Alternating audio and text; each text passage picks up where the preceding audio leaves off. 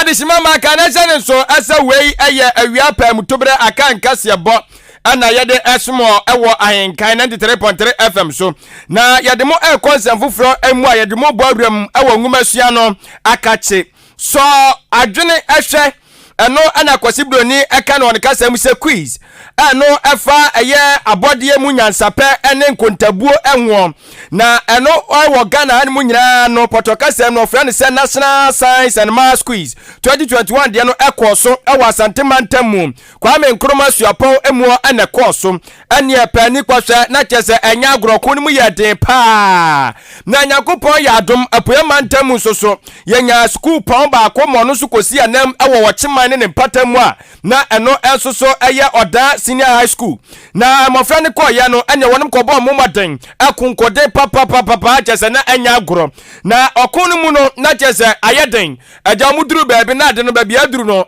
ehunsa aja oni panyi ba kuna so widium omukwenko enti aja omu baafie na ensoso baabi omukonkodi nkoduru ya no ayade se abakosemu no wonim abomoden papa ase sukuu ne Oda ne patamu nyina ni monyam enam so ebi amamra sebadwani awono so hwe Oda empesua eso ayon monyamfo Alexander Akwasi Acquah akra so chese aja woni hwe kura na so posa ne nsam na wo sem kura no so enkuna na wo pe bi kakra ene mo no so di tokoko nom sanse adwene no anya gro enkontabuo pa de to wanim na wonye obi pa chese aja wani ku adisua ho a oboa obepo agu ena sanso so na eye abode mu nyasapenya enyansa no so eye na nya de ketuo ni sua den eti enkura wonim ko ye omkosi ya na mu no wode eye sika bote no eye empem enum 5000 Ghana cedis ana wode akwakoma nkura ise omonje na ajo so fantuto bibia ajo mkodwene ye no ebi mafonfon bi mo afi nyina yi nkrapan etu omo fantuto nnuane ni no omo fe enyi akase na wabre ne eye yansam twrani ama safo a ebo nkomo no ne wo kire mu se na ni tinwu masua ho pa tinwu masua de na koma so enu nti wote mofrai modern bono no ntimi entenase ewase wo ya bibi etu wei no enkura na nye ne mom na nkomo ni so de hunu se anya hwe kwa kometimi aduru finance na ama musa ne de 2022 ye hwe ni musa ometimi aduru ho.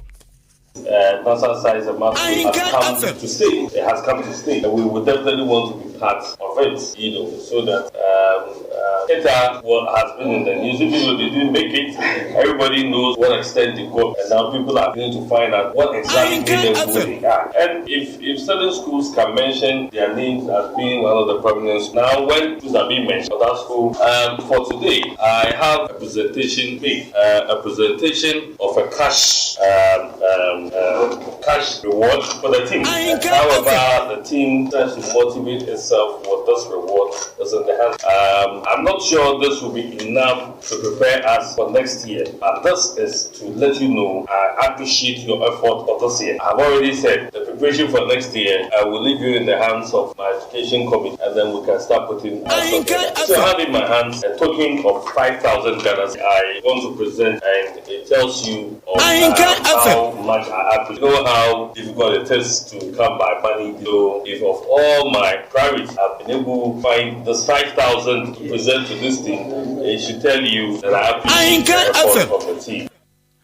Wei ayamra sebadwani awosha aya Oda abato empesua eso wa poyamantam ya onimanyamfo Alexander Akwasi Acquah AAA ana wote aya nenkano na enu achi no ana suku no ano edani headmistress eye owura yere Madam eye Philomena Rose Boaten wono so ede aseda chenchereche pa ede ekọ ede mamra sebadwani ese wabono womoten papa ewo nkurasa sema wono so ede ababese emofra no na afeso no eye adokodoko de kakra ye agya watimi akika ne nsase de mo so mo fa nkoto adokodoko de nguo mu minimu no eno so betimi aboa wono mo pa ama nkura no dachi ankwa mabia ne pa obi ama so di school nanim akoku bi say ya wono mo so entwetwe wono mo ehu.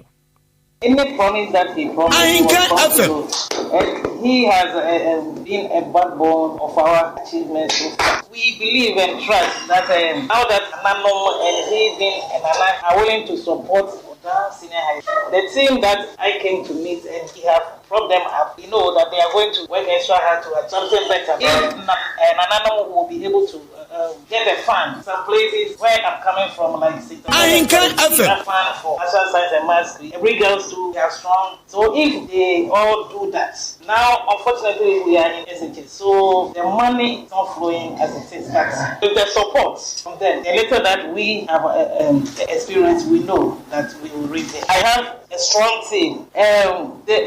The teachers who help them, we were not learning without prayer, serious prayers, and with the presence of God. It was God who led us that far. He would have helped us to be there, but he knew what he was doing. In fact, they did marvelously well to promote the good name of Akyem Oda as well as Oda Senior High School. Thank you. We Oda Senior High School no ano edani headmistress Ora Madam Philomena Rose Boateng ana woten nkano na ne kwakura mu no ana abofra ba kwa no so eka edoma wonom ekoye ekosi Oda Senior High School ana emuo ewo so wadwene enso hwa eno enso ekoso asantemantemu no dia efa abodie mu nyansape ene nkotabuo enwo Ora Richard Asari wono so ejani nuane mu enyina anemu edam na sebejani enso ase ekacha ne sia de waye no aso wonani na wonso so ebehye ne bose ebre biom benya akonya ebiem se waso mkosi school na nemu babia no omode wose ebeye oyo no ma hweso mo beye na kunimdie mapa no akwa momo. Together with the students, we also say a very big thank you to Honorable Alexander Akwasi Acquah for his support the entire time. Because he's also a Nanano, we trust and we believe that all that we're able to chalk, the laurels we're able to chalk, wasn't just by chance. And his efforts and the collective efforts of the Nanano have made us successful and have gotten us this far. I want to say a very big thank you. We also want to assure him that we, the past students, we who have been there, we also put in our best efforts to the best of our abilities to also help the coming generation. To also put up a very good performance come next year so that we continue to lift the name of Odasco. Thank you very much. Say thank you very much to the team. Amen. We ora ono aka edoma won kosi Oda Senior High School anemo National Science and Maths Quiz 2021 no anemo asante mantemu ora Richard Asari.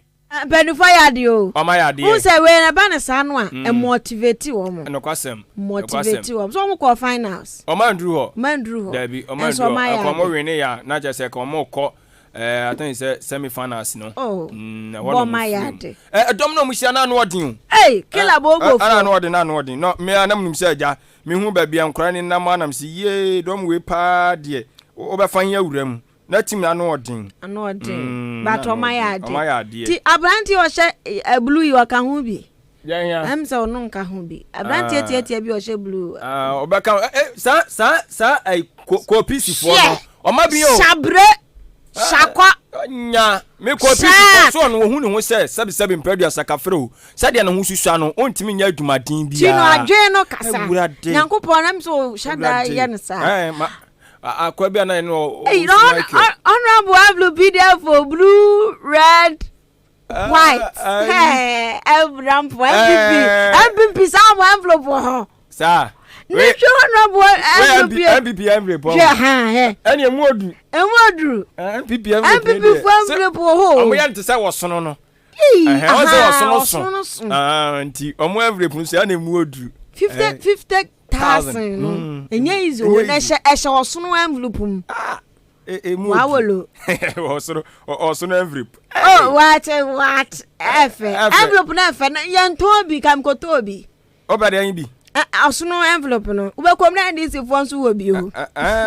Na so hwe o mesu benya bi wanya. Obe o menya bi. Osuno envelope ne de don't sikano so hwe se na ekura honorable da say pafo. Fia. Fia. Awodi wo man ke de bre wa ha o. Ani anya se wo kan. Wodi wo man. Ko na. Say wodi a. Bra na beje ko. Say envelope no ya wodi a. Bra na beje na fa ko. Senya wo so dia dia. Ani atra na ye di tiba makama kama no ntum. Obi ka femonyo. Femodi. Enti honorable ayade. Ayade. Nanka me pe school na wo mo ne wo mo hia ye. Hia ye no. Me hwehwe wa ha no ma me hu ne ye. Omayade papa. Ebi kura ntra boda. Dabi. Ebi antra boda na ye ho om to baabi. But nananom Odasco. Regionals no kura no so be qualify akobi no. Enya de kitua o. She regionals no kura no. Nya bete. Regionals. Acha se nananom wo ho. Am se we say wo ne ayi takrade ehyiaye. Na wo ne Navlongo enso hyiaye. Ni ye ho om nyina. Oh, nice one. Oh my idea. So on Rambo so called Odasco. On no na na no tese boy na kan wom. All students. Yeah. All students. Shako for nko adwene ka. Anti baby omuduri omufiri mu no na ye quarter finals. Oh, when so mo yade. Quarter finals no muduri ye no. Oh, mo yade. Omo ne ye Ghana SHS. E wokofodua ha. Ghanas. Omo no mu ne hyiaye. Ana ayi opokuware na mhu se ayeka nti wo passport dabi we opokuware santimantem owas no enyo no mo ba manimi owas emo no mo wini ye mpo onyo ma ayifo na jeye prempe college na jeye ana presbyterian etoso mienu ana keta omo no isia no oba no wo nu amoma shan no baka so mo kra na wini yo so oba nko Andrew finance da nti ya bakosem na waye nti obekọ fie de na ni boto de because we ma we wonam krabupu ni mantamu ana no okoji ayi CEO edema City FM okoji no ana mu se kwam sifa kan so wakọ no ana yi na opoku agyeman so waje no for tax MP a wono so wo ayi afigya kwa abere ho wono so wakọ akọgye no na msi ayeka ti we ni nyina so beboa wo ma ema no so yan so yakeka ye ho ye so mu kana msi na wo ni mema nam na wo oba ne wo gigigigi isike sese ya kanya ize sa so oba beduru ho na nye ize ti we ka se si akata fo na ma ye nyina ye nkwoche na de oba di sika dodo akure ya de na se ni nyina ye ebe hye ne di na fo na sa mema na ye behwe oh si ya mu mema no so nka ho enye yi ti mu so mu kan ya so ye shine ni ma chi si ya kata fo na shine yi o beka so mu kwa na wi ni ade no beka so mu na wi ni oba na bright tina wa ma tre ya wo se me de pebe ma me nte wase se ni nkuna no so nya de be ma ye ni bi obu wa wo man kwa fo ma nan me se de pebe ma wa ho baba akupu ama omo man wi ni kura beka so mu na wi ni oma ya ade wa se de obede ne natimi ya akatachie wontimi ntan nani adi envelope so ya me fe pa o sa honorable envelope ye kura ya me fo o ya me fe o na boy na mama ye bi envelope o ya me fe o kala no kura no o ya me fe o no nso o se nya wo dia say ya wo dia bra na beje ko